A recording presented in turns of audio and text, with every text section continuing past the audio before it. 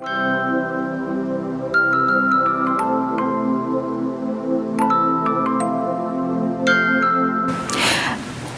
all do it. Sometimes it's something fairly simple. Our car won't start, so we run to catch the bus. Or an unexpected guest shows up right at dinner time, so we rummage around in the cupboards to look for something to stretch the meal that we were planning to have. Sometimes it's something kind of in the middle, like the choir this week and Kathy. And sometimes it's something harder to figure out, something more painful to endure. The diagnosis comes and it's bad. The job we wanted so much goes to someone else. The one we loved is suddenly gone from beside us. Now, we may not call it that, but life is always sending us opportunities to, improvise, to figure out a new way forward where circumstances change and what we once planned is no longer a possibility. What we do with those opportunities matters. So this Lenten season, we are inviting you to explore what can happen when we learn to improvise with intentionality, when we practice opening our clenched fist to let go of our own expectations and join with God in the act of creating something new, something genuine, something real. Over the next 7 weeks, using Marianne McKibben Dana's book, God, Improv, and the Art of Living, we will take a look at the core principles of improv and how they can help us embrace a life of creativity, compassion, and abundance. This week, we begin by saying yes. Please join me in prayer. O Holy One, may the words of my mouth and the meditations of our hearts be pleasing and acceptable in your sight, for you are our rock and our Redeemer. Amen. If you were here last week for Transfiguration Sunday, when Jesus took Peter and James and John up on the mountainside and they suddenly saw him in a whole new way, revealed by a divine voice as the chosen one. If you were here for what is maybe the pinnacle of revelation and glory, before Jesus comes down and heads towards Jerusalem and death on the cross, then this Sunday, when we return almost to the very beginning of his ministry, may seem a little bit jarring. Today's text comes early on, just after he has been baptized in the Jordan. No disciples yet, no teaching, no healing, none of that has happened. But at that baptism, there too, a voice spoke, declaring him beloved and chosen. No sooner has that happened, we're told, than the Spirit leads him out into the wilderness, where for 40 days he fasts and faces temptation and testing. Being beloved and chosen doesn't save us from that. Now, those who first heard Luke's gospel would have instantly made the connection between Jesus' 40 days out in the wilderness and Israel's 40 years of wandering there, when they left Egypt and slavery behind and journeyed to the promised land. Those listeners would have known that the wilderness is the place where identity is formed and where character is tested. They would have leaned forward to hear what happened next just as expectantly as some of you are anticipating the unfolding of the final season of Game of Thrones. It would have been just as exciting for them. What Jesus says What Jesus does matters. And they knew it mattered not just for him, but for them and for us too.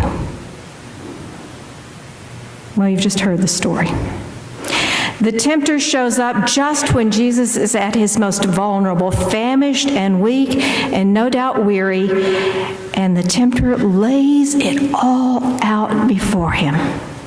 Food and riches and power and safety and security, everything we think we can't do without. And Jesus, Jesus says, no. No. Still no.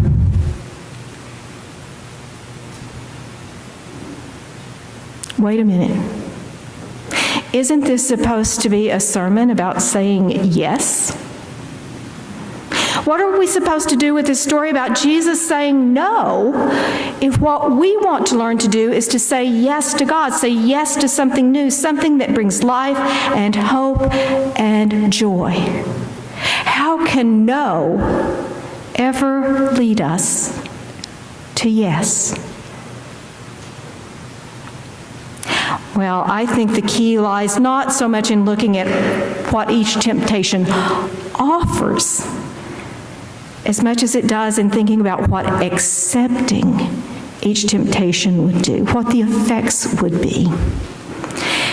If Jesus says yes to any of these temptations, these tests, the focus of his life moves from being directed towards others, moves from being the one who brings hope and healing and new life for others because of God's love, to being focused on himself, being focused on his own needs and wants and preferences. By saying no to what the tempter offers, Jesus frees himself to say yes. Yes to God's love for you and for me and for everyone who ever lived. As McKibben Dana puts it, there is a place for no, but it is a no that is fueled by a much stronger yes, a thirst for justice and liberty and freedom. And I would add that underneath all those things, it's fueled by love. Love that sees others as precious and beloved and chosen in God's sight too. Because Jesus says no to making himself the center of his life, he is able to go to the synagogue in Nazareth just a few short verses after today's reading ends. And there he declares, "The Spirit of the Lord is upon me, because God has chosen me to bring good news to the poor. God has sent me to proclaim release to the captives and recovery of sight to the blind, to let the oppressed go free, to proclaim the year of Jubilee, the year of God's favor." Because he says no to the tempter, Jesus is free to say a much bigger yes. A yes that opens new and creative possibilities for all people. We cannot say yes to everything and still be the people God created and calls us to be. We cannot say yes to everything and still live with the abundance and joy God intends us to know. We cannot say yes to everything and still claim to love God and our neighbor with all our being. What we say yes and no to matters, not just to us, but to others and to the world. Make no mistake, the tempter is still at work. Oh, not necessarily in the form of a little man with red skin and a pointed tail and horns on his head, but but in the guise of consumerism, nationalism, racism, sexism, so much more. Heartbreakingly so much more. But we can do our best to follow Jesus' example and say no to those things. We can do our best to resist making ourselves the center and the reason for our own existence. We can choose to live a life of service to others, a life of meaning that brings hope and joy. We will very, very likely stumble and fall. We're only human, after all, and never very perfect. But I firmly believe that God will hear, and God will honor our desire to say a deeper, truer yes to God's life-giving way. God forgives and sends God's own Spirit to help us rise up from our failures and, well, improvise a new way forward, a new way to love, and a new way to live. Thanks be to God for this indescribable gift of love. Amen.